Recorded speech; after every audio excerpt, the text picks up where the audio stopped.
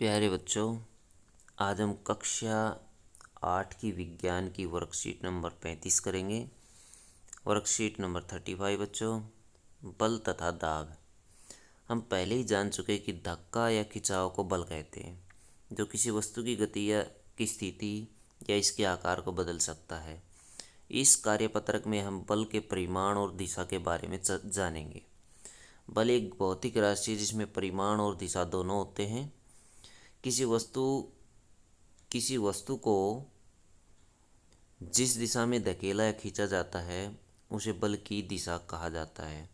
देखिए बच्चों, ये धकेल रहा है और ये भी लेके जा रहा है, ये भी धकेल रहा है इसको। बल की परिमाण का मतलब है कि किसी वस्तु पर कितना बल लगाया जाता है। तो कितना बल लगाया जाता है, कितना बल लगाकर हम उसको धकेल सकते हैं। एक बल की प्रबलता आमतौर पर इसकी परिमाण द्वारा मापी जाती है। बल की जो प्रबलता होती है उसके परिमाण द्वारा मापी जाती है। बल की इकाई जो होती है वो न्यूटन होती है। इसको एन द्वारा लिखा जाता है, निरूपित किया जाता है। बल किसी वस्तु की गति या स्थिति को बदल सकता है। वस्तु की स्थिति बदल सकता है, आकार बदल सकता है बच्चों। तो देखिए, किसी वस्तु पर एक ही दिशा में लगाया बल जुड़ जाता है। दो व्यक्ति एक ही दिशा में बल लगाते हैं एक बॉक्स के ऊपर, तो ये दोनों का बल जुड़ जाएगा।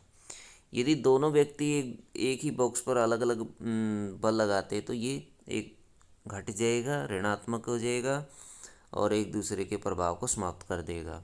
किसी वस्तु पर दो बल विपरीत दिशा में कार्य कर रहे हैं तो इस पर लगने वाला कुल बल दोनों बलों के अंतर के बराबर होता है। माइनस कर देते हैं।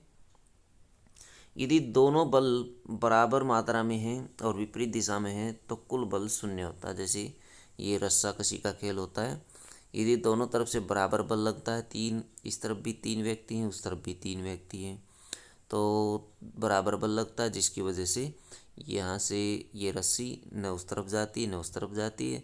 तो क्योंकि यहाँ पर जो बल होता है वो शून्य हो जाता है। रिक्त स्थानों को भरिए बच्चों। इस वर्कशीट से संबंधित प्रश्न देखिए।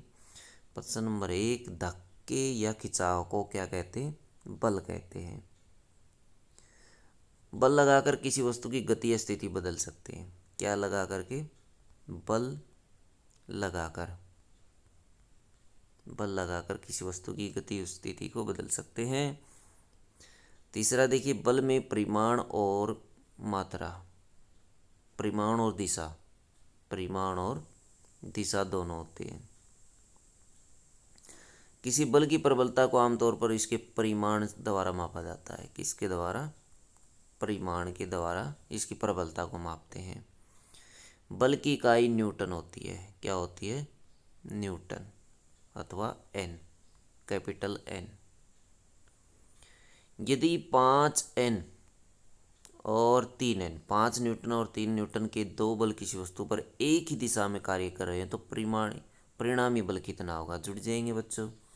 तो समान दिशा में बल जुड़ जाते, 5 न्यूटन प्लस 3 न्यूटन 8 न्यूटन के बराबर हो जाएगा। यदि 5 न्यूटन 3 न्यूटन के दोनों बल विपरीत दिशा में कार्य कर रहे हैं तो परिणामी बल कितना होगा? अब की बार ये माइनस हो जाएंगे, 5 माइनस 3 बराबर 2 न्यूटन आ जाएगा। इसमें कितना आ जाएगा? 2 न्यूटन आ जाएगा। पहले वाले में 8n भर दें, दूसरे वाले में 2n भर दें। तो इस तरह से ये फिल कर सकते हैं बच्चों। तो ये थी बच्चों आपकी साइंस की वर्कशीट। वीडियो अच्छी लगी तो लाइक करें, हमारे चैनल को सब्सक्राइब करें।